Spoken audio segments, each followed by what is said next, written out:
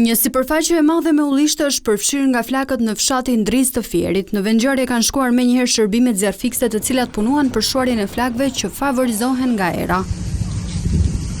Operacionit ju bashkuan edhe banorët e zonës, të cilët i kanë ardhur në ndihmë zjarfikësve me mjete rrethanore. Zjarri ka avancuar e i favorizuar edhe nga era e fortë, duke rrezikuar të përfshijë një lokal pranë zonës. Forcat e shërbimit zjarfikës po punojnë intensivisht për të mbajtur situatën nën kontroll dhe për të parandaluar përhapjen e mëtejshme të flakëve.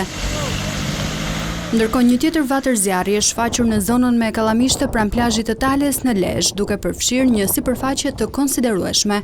Flakët janë përhapur me shpejtësi përgjatë vijës bregdetare, duke djegur një sipërfaqe të madhe.